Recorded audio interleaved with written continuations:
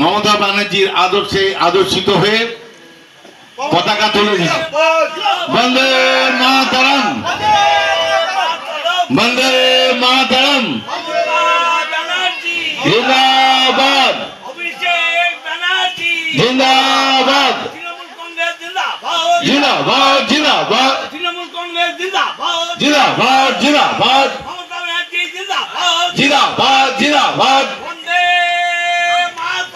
বন্দে মাতরম। আমি মাননীয় বিধায়ককে দু একটা কথা বলতে বলবো এবং চিন্ময় আমাদের আজকে যে নেতৃত্ব জয়েন করেছে, চিন্ময়ের নেতৃত্বে আজকে চিন্ময়ের হাত দিয়ে আর দাদা তাদের এটা হচ্ছে গিয়ে কর্ম। আমরা ইয়ং ছেলেরা একটাই বিশ্বাস করি, যেখানে কর্ম আছে, যেখানে সততা আছে, যেখানে উন্নয়ন আছে, আমরা সেখানে আছি। বিজেপিতে যদি শাসন করেছে, এখানে সংসদ ছিল, লোকেশ চট্টোপাধ্যায় ছিল, তো একটা উন্নয়নের কথা বলুন না আপনারা। গোটা কয়েক অ্যাম্বুলেন্স, দুটো সাবমার্সাল বসালেই শুধুমাত্র উন্নয়ন হয় না, এলাকা ভিত্তিক এলাকার মানুষের সাথে থাকতে হয়।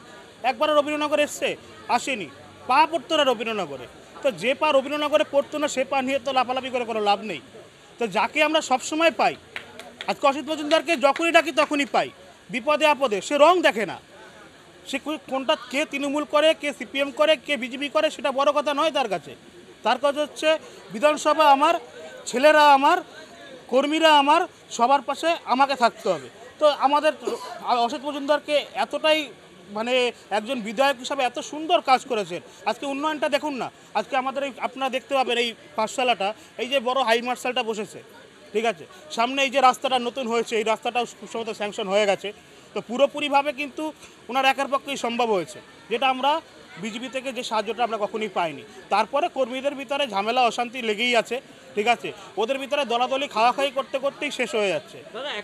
একসময় আপনি দায়িত্বে ছিলেন একেবারে এই বিজেপি, একদম, সেখানে কি কাজ করতে পারছিলেন না? দেখুন দাদা, আমার পক্ষে সেখানে কাজ করা সম্ভব হচ্ছিল না, কারণ আমি যাচ্ছিলাম কাজ করতে, আজকে কাজ করার জন্য টিএমসিতে এসেছি। ওখানে কিন্তু কাজ করার ক্ষমতা আমার ছিল না। হাত পা বাঁধা থাকলে কেউ কাজ করতে পারে? কিসের অসুবিধা হচ্ছিল আপনার? দেখুন, উপরমহল থেকে শুরু করে ওখানে যারা যারা উচ্চ পদাধিকারী রয়েছে, আমি জেলার সেক্রেটারি ছিলাম যুব মোর্চা, আমার থেকে উঁচু পদে যারা রয়েছে তারা কাজটা নিজেদের ভিতরেই বঞ্চিত রাখছিল। আমি যেটা বলবো সেটাই, হাম মারেঙ্গা করেন প্রতি, এটা তো হয় না কখনো, তাই না? এখানে স্বাধীনভাবে কাজ করতে একদম, এখানে আশা করি সাধারণভাবে কাজ করবো। ক্ষোভের মধ্যে পড়েছে রবীন্দ্রনগরে এসে বিধায়ক, যে কোনো সময় নিকাশি সমস্যা, কোনো সময় রাস্তার সমস্যা, এইগুলো কি বিধায়কের হাত ধরে আপনি সমাধান করবেন? একদম, দেখুন, পুরনো কথা ভুলে যেতে বলেছি, আমি আমার বক্তব্যের মাধ্যমে বলেছি পুরনো ইতিহাস ভুলে যান, নতুন করে শুরু করব। আমরা নতুন যুবক, আমরা নতুনের দূত। আজকে থেকে রবীন্দ্রনগরে কাজ হবে নতুনভাবে, নতুন প্রচেষ্টায়, ঠিক আছে। যদি অসিত মজুমদার আমাদের সাথে থাকে, পুরোপুরি রবীন্দ্রনগরটা আইডাল হয়ে যাবে, বাংলার আইডাল, ঠিক আছে। অনেক সময় দেখা গেছিল রামনবমী মিছিলে এককভাবে প্রতিনিধিত্ব করতে রবীন্দ্রনগর থেকে, কি বলবেন? রামনবমীতে আপনি প্রথম সারিতে ছিলেন। অবশ্যই রামনবমীতে যদি প্রথম সারিতে ছিলাম, ভবিষ্যতেও থাকবো। রামনবমী কারো বাপের সম্পত্তি নয়, রাম সবার, ভগবান কারো বাপ।